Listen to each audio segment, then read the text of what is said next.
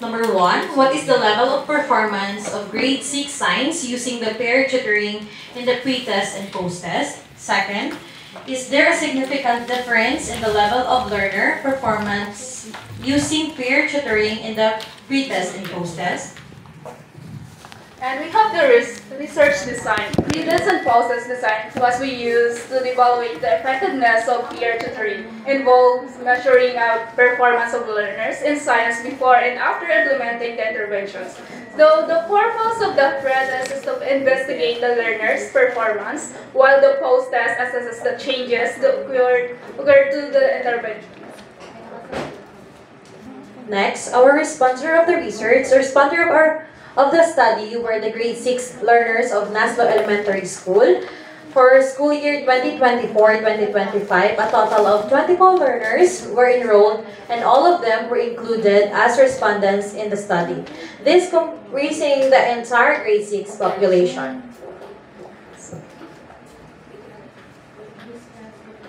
Data gathering instrument. Lesson learners' academic performance in science, a multiple-choice questionnaire was involved based on the teacher's lesson plan for the grade 6 subject during fourth quarter. So we have the total score obtained for interpreted using the following skills. So we have the skills of 90 to 100. The description is outstanding. 85 to 89, the description is very satisfactory. 80 to 84, the description was satisfactory. 75 to 79, the description is fairly satisfactory. And the last is below 75, which is did not meet expectation. Lesson guide. Based on MELC's detailed lesson plan in 8 weeks. Week 1 to 2 will cover layer of the earth and the currents of earthquake. Week 3 to 4 focused on the effects of earthquake in the environment and volcanoes. Week 5 to 6 discuss how volcanic erupts occur and explain the earth wind system. Finally, week 7 to 8 covered season in the Philippines and constellations. Results. Table 2. Learners' level of academic before the implementation of peer tutoring as a strategy. The level of learners' performance of learners before the implementation of peer tutoring as an intervention in Naslo Elementary School had a mean 81.67%, which means satisfactory.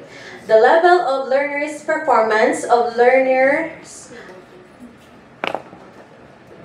So we have here the table 3, learners' level of academic performance after the implementation of peer tutoring as strategy. The levels of learners' performance of learners after the implementation of peer tutoring as intervention in Naslo Elementary School has a mean of 93.88, which is outstanding. So and we have here the table number 4. So we use well-cautioned sign rank test for differences in the learner's performance before and after the implementations of peer tutoring as a strategy. So there is a significant difference in the pre-test and post-test scores of learners' performances and science. So as you can see the table, which is the pre-test mean is 81.63, SD is 9.93, and the Z is negative 4.199, and C two-tailed or 0.00. And we have here the post-test, which is the mean is 93.88, this D is 5.40, Z is negative 4.199, and the C two-tailed is 0.000. Findings. Taken of the problem, what is the level of performance of grade 6 science using peer tutoring in the pre-test and post-test? The level of learners' performance of learners before the implementation of peer tutoring as an intervention in Naslo Elementary School had a mean 81.67%, which means satisfactory. The level of learners' performance of the learners after the implementation of peer tutoring as an intervention in Naslo Elementary School has a mean of 93.88%, which means is outstanding. And the statement number 2 is there is significant difference in the level of learner performance using peer tutoring in the pre-test and post-test. So the finding is there is a significant difference in the pre-test and post-test scores for learners' performances in science.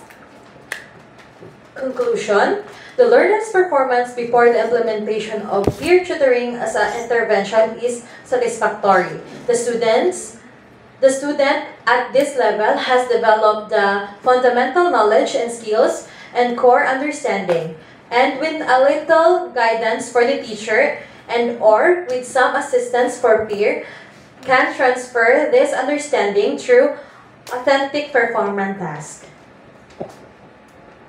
So we have here the learner's performance after the implementation of peer tutoring as an intervention is outstanding. The students at this level exceed the core requirements in terms of knowledge, skills, understanding, and can transfer them automatically and flexibly through performance tasks. There was a significant difference in the performance of the learners in the pre-test and post-test. It means that peer tutoring as an intervention is effective. Recommendation: the learners may use peer tutoring as a strategy in order to improve their academic performance in science. The teacher may take time and effort, especially in the preparation of lesson guide, and including peer tutoring as a strategy for improving learners' academic performance in science. The school heads and consider peer tutoring as a strategy for improving learners' academic performance in science, knowing the benefits derived from the study will serve as the basic for improving learners' academic performance in science. So, the parent may perform the role by proving adequate attention and supporting their children. Providing for their needs may enable learners to be motivated to perform well in school, but parents may also guide and encourage their children to study well and improve their academic performance with the help of peer tutoring as a strategy. So the future researchers may use the findings of this study to further discover the effectiveness of peer tutoring and academic performance of learners in science. So that's all. Thank you so much and good morning. And This is our documentation during our conducting our research. use the during pre-test conduction and during the post-test conduction, and is the grade 6 learners.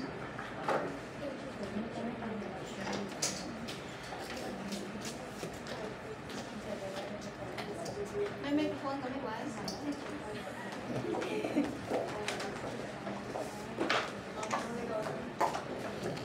Good morning, everyone. Good morning, ma'am. Okay. So your intervention is peer tutoring. No. So your Yung record na ba nag-lisensya, oh? Dapat ba lisensya ka mo pag Hindi, malisensya ka, hindi?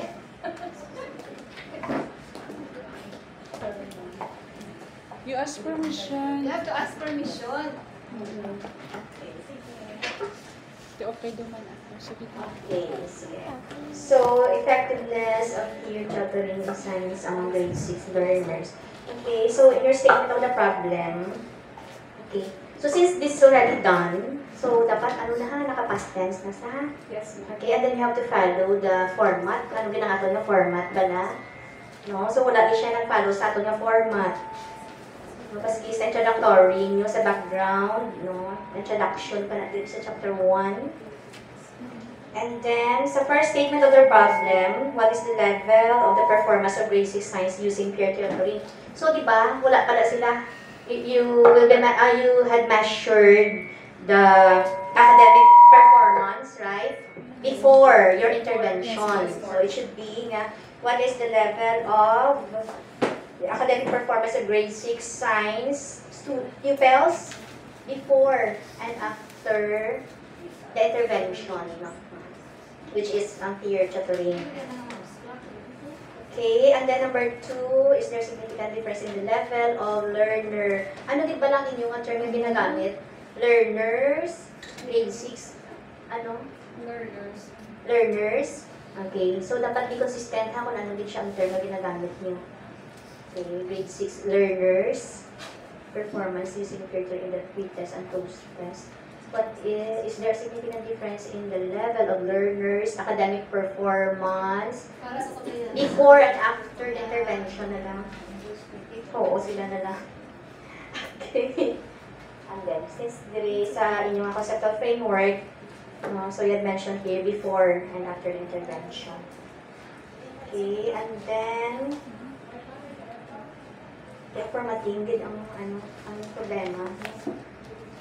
Ito, halos na nan. Ang definition of terms should be arranged alphabetically, and then as to your limitations of the study. Okay, so you have to discuss what is your study all about, who are your respondents, where is the locale of your study, how the study was done, and then you have to include your statistical tools used in your interpretation of your data. And then sa chapter 2, so you have to divide the related literature and studies as to conceptual literature and then your related studies. So here daw conceptual literature lang. So you need to add more related studies, kaya mo na siya makasupport later on diri sa inyong result. Okay. Formatting. And then here, you also mentioned, may experimental ka control group. You really have the control group. May experimental ka control group. Why? So you have to omit it na lang as a delimitation, yes. Okay. And then sa chapter 5, ang findings, kung di ba duwa lang to inyong statement of the problem, so dapat ang findings nyo duwa man. Ang conclusions duwa man. So dapat naka-align. Ha? So balikan lang to. Okay, sige, simula. Mamay ko, duha ka man. Duro ka lang kasi. Ako rin yung mag-comment after duro. O, pag muno kayo na naman, di ng abstract, ay uod, ay digman, ay nyo nabutangan. Okay, abstract and other parts of the research paper, kulang. Okay, tapos sa background of the study, first and foremost, ma-introduce anay kamo, the concept niya inyo, kamo lang din anay, para inyo nga, natunan, yung insight about sa inyo nga research na topic, kamo. Okay, combine powers, And then, ginbutangan ko na di ko din ang nakabagay na number 1 niya statement, wala din na part, first paragraph, din ang nakabagay, pero dapat i-align pa sa inyo mismo mga concept na study nyo. And then, spacing, ang ito kayo na ba ni Doc Analisa sa formatting. Okay, then, speaking of theoretical background, sa may mga theories bala, sa Daisino, ibutang niyo ang original mga philosophers or sa mga theories nga naghatag sila ng mga theory, why nabutang ninyo diyan. For example, the constructivism sa Piaget, diba? Tapos, sino ka dyan, ang original author ka, collaborative learning theory, sino? Why din nabutang. And then, past tense no ka mo alphabetical order and definition of terms. Ay, tapos diya sa may inyo ba lang significance of the study. Ang sa ginikanan, yung bala, hindi amuraan nga benefit sa ginikanan. Ang benefit sa ginikanan, anak ka, student. Natagbasan lang, anak ka, ginikanan is anak duran ka student. Nabutang sa ginikanan yung para sa student, dapat sa learners. Tapos, identify mo din butang din future researcher, kaya man sa researcher din. Napag-ied. And then, can you look for recent reference on the term? Naging gamit na diya. Sa learners nila kay Vygotsky 1978. Kasi may dyan mga recent na reference sa mga inibutang diya. And then, okay, ang mga to kayo natin ang mga analisa sa delimitation of the study nyo. And then, ang introductory part, wala ka chapter 2. This is not an introductory part of this chapter. Kay pagsulod, hindi diya. Kay kung basahon diya, ang dapat sa review of related literature, ang ito kayo na may theories, conceptual theories, and then related studies, literature studies. Suportaran ka mga study ang mga literature na din panghambal review. Naintindihan? Suportaran ka mga study na related sa literature na din panghambal review. Amo to kayo na ginambal ng analisa. Okay. Then, amo to kayo na past tense na to. Research made multiple choice questionnaire. Diin ka mo ng buol kadaya nga scale. Mag-interpret ka mo, ano ginasihan nyo? Na, oo, ibutan nyo na din.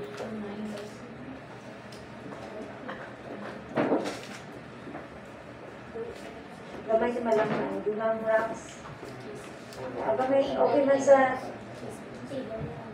Ang table should be aligned also with your object statement of the problem. Unduwa, duwangan. The tables and the responses. Oo. Inversion siya create as a post test na result. Masisisik si rocks. Ang inyong nga reference wala? Hindi na mo makita ang iba nga reference wala ang author na yung mabutan nito sa may chapter 2, pagpangita mo din sa reference o ano hindi siya makita. Ha? Okay, good morning. Congratulations. For now. So, ako nga comment is from cover to cover. Sa first page, first of all, we have to use letter size, no? Short paper. Then, ang mga logo diyaw. So, you have to ask Danay kung ano nga logo ang ibutang. Okay. Then,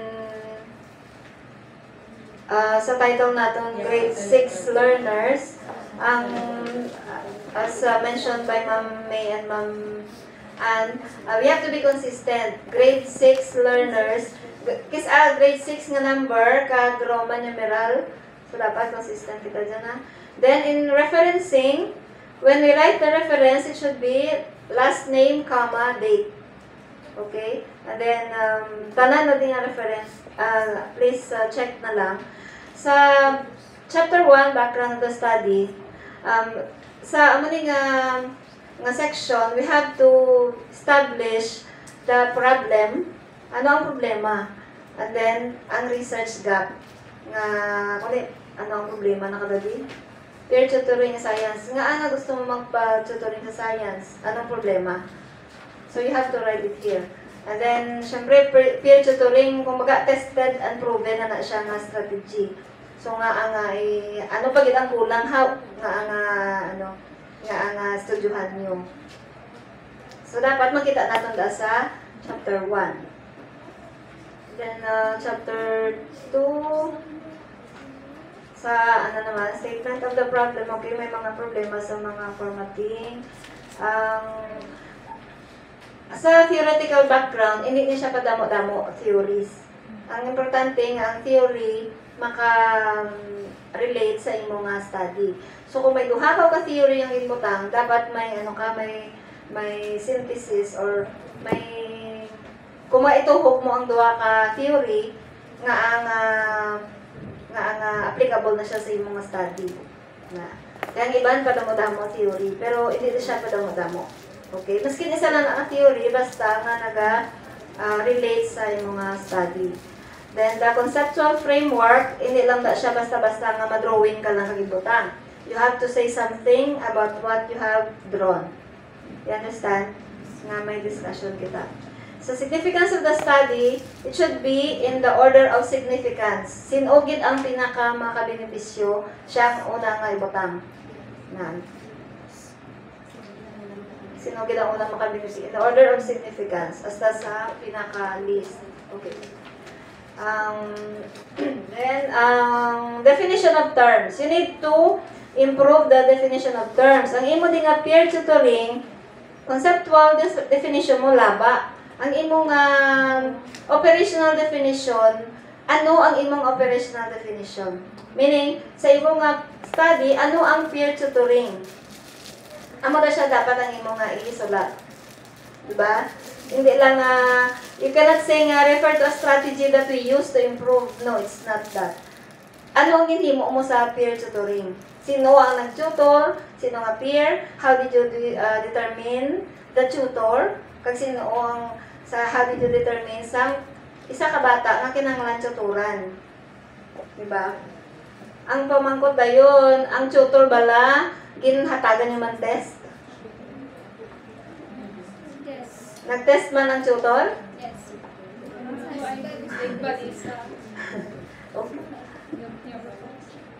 Kay grade 6 learner, sino ang gin-tutor na? Grade 6 man, classmate na? Yes, ma'am. So, So, bali, naghatag kami sa pre-test before. So, bali, dyan kami nag-base sa score. Nag-base kami sa higher. Ang higher na score, di pa peer naman sa lower na score, ma'am. Kung dyan peer. Karon, Ma'am Gloria, is that correct? Ang peer tutoring niya, ang tutor ginhatagan ng test sa pre-test. Tapos, ang taas nga score ang tugin pa tutor, lason sa tanan mangin tagaan post-test.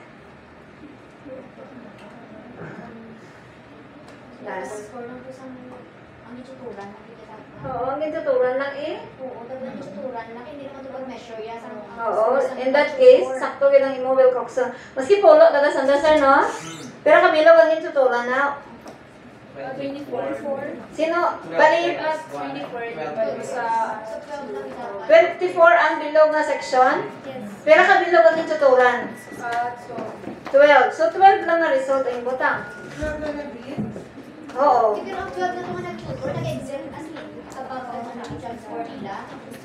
Ang Kasi yung cookie, di ba, dyan lang into equal, ano lang. Kasi kung pag-12 to basi, kasi ginano ng high, so kung yung score 12 basi, Pwede, masyado no? with ano. Sir Versa, ikaw bala da, ha? Then, science naman, definition of terms pa lang kita. So, science refer to the subject taught during the fourth quarter. Please elaborate. Ha? Kung ano da dyan nga topic ang ga-include. Sometimes, ang imo conceptual framework, magamit mo man sa operational definition. Conceptual definition. Magamit mo man kung why ka sang nag-debate. Okay? Delimitation of the study, there we have to mention ang 5W and 1H. Who, what, where, when, why. Amo lang answeran mo sa imong amo lang sulod kay imong delimitation of the study. Siguro sa edit dayang may mga control experimental. Review of related lit. Dumudamo na siya nga literature nga study on peer tutoring. You can add some more. Then, research design, why na body mention, kung ano siya nga, classical design. You have to improve this paragraph. Respondents, again, the tenses should be passed na. Then, multiple choice questionnaire, based on teacher's lesson plan for grade 6, subject, 4th quarter, madakpan ka dyan binutig ta. Ay, syempre, why kita ka dyan nag-obra ka lang 4th quarter. Diba? No? Ito siya 4th quarter, diba? 4th quarter. Sure ka. 4th quarter, ma'am. Nag-base kami, ma'am, sa lesson plan kag Mills ka 4th quarter. Ano nga bulan ang 4th quarter, ba? March. February, March, ma'am. Intern kami that time. April, ma'am, mo na 3rd quarter. Okay.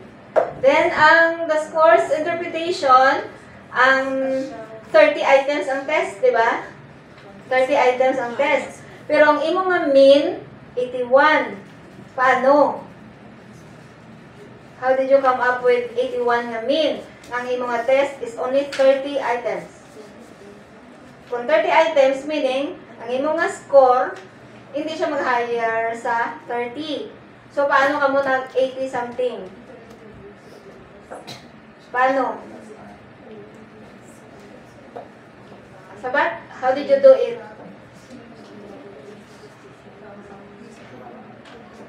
Balaan ko ang sabat. I want you to answer me. How did you come up with 81 something? like, sa total score nila, then i-divide sa total ng items ng test, then times to 100. Then? Tapos nag-base kami sa Sa? Sa? Ano to yung hatag ni Ma'am Chona? Ano to? Formula? Anong tagang ka rin mo siya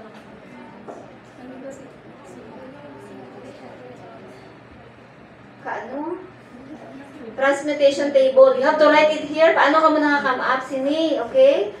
Kay, syempre kami kaintindi. Sa iba nga reader, they will not understand. So, from 30 items, pakatlo sa 93.88. Paano nakabuat na labot sa 93.88? So, meaning you have to discuss. No? Meaning madugang-dugangan pa dyan ang pages sa inyong paper. Ang presentation yung based also sa DepEd. DepEd. Okay, then, ang data collection procedure, hambal mo this, span of 6 weeks. Ano ang 6 sa number? Kaya hindi mo din sulat 8. SIX, 8 nga number. Okay. Okay. Exacto, 6 or 8? Ang total, yun ang 6 weeks. Normal 8 lang muna. 6 na word. Basta mo lang 8 na word. Ang ano nga word 6, SIX. So, dapat is naman kang 8 na word. Oo. Number is 8. So, then sa ethical considerations kay mga bata dayo mo.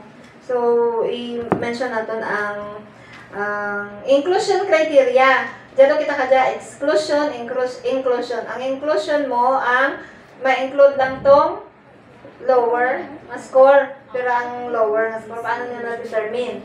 Ang dayon exclusion meaning ang tong taas na score, ang nag-tutor excluded na siya, di ba? Then, the consent form nga dapat pinirmahan ni mother or ni father. Okay. Then, sa presentation siguro, Sir Verso, di ba? Kay mean, ano na siya? Mean transmuted grade or mean score.